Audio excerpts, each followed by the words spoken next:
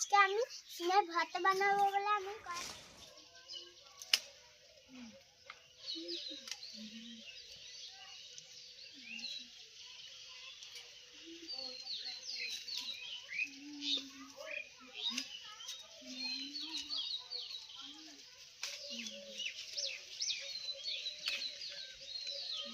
সাহায্যে তুলে দিচ্ছি। দেখো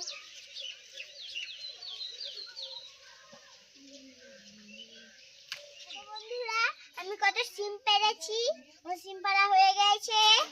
এবার আমি সিমের ভর্তা বানাবো। দেখো বন্ধুরা, আমার রান্নাঘর ঠিক হয়ে গেছে। আমি ভর্তা বানাবো।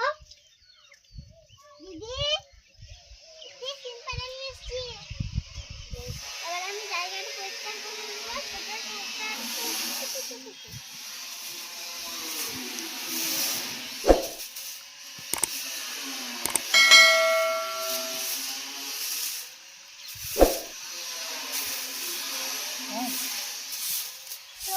কত ফুল হয়েছে দেখো বন্ধুরা, সজনে ফুল দিয়ে কত কিছু বানানো যায়।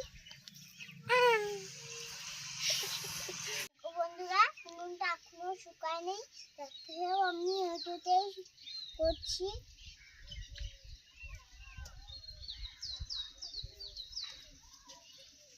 আজকে অনেক হাওয়া দিচ্ছে, মনে হচ্ছে এক্ষুনি আখাটা নিয়ে যাবে।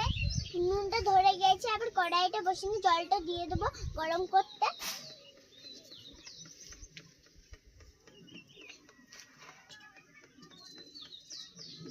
এবার আমি জলটা দিয়ে দেবো।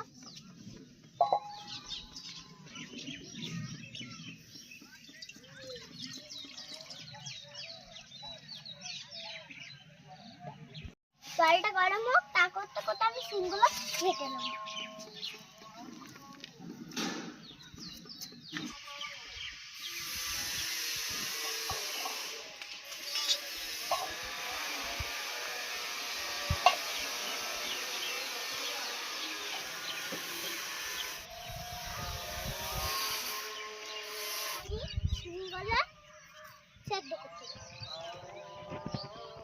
দুধ দিয়ে দেবো পরিমাণ মতন, লবণও দিয়ে দেবো।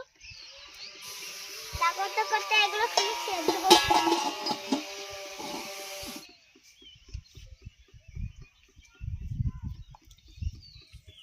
রসুন পেঁয়াজ কাটা হয়ে গেছে, শুধু একটু বাকি আছে রসুন।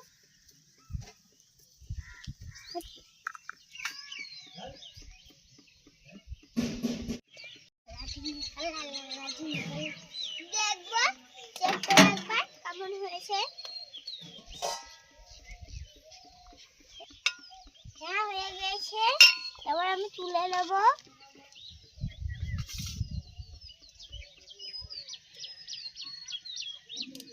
বন্ধুরা, কত সিমগুলো সেদ্ধ হয়েছে। একটু লবণ দিয়ে দিলে তাড়াতাড়ি সেদ্ধ হয়ে যায়। সেদ্ধ রসুন আর লঙ্কা বেটে নেবো।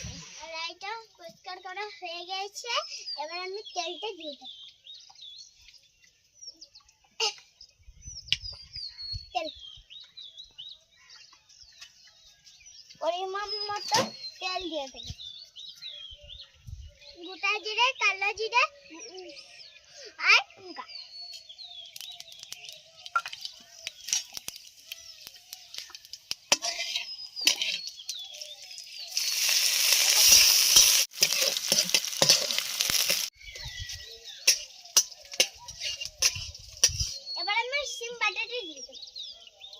আমি এতে রসুন দিয়েছি যেন খেতে ভালো লাগে।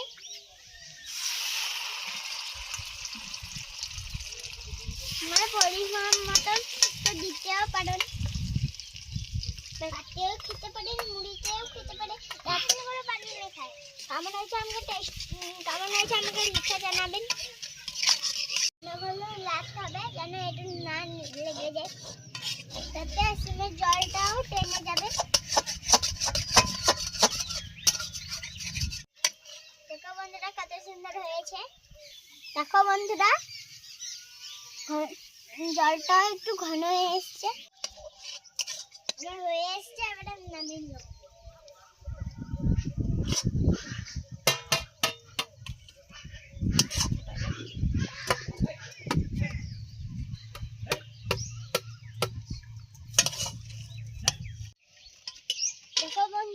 আমার সিম্বারটা রেডি হয়ে গেছে। এবার আমি একটু তেল ছড়িয়ে নেব।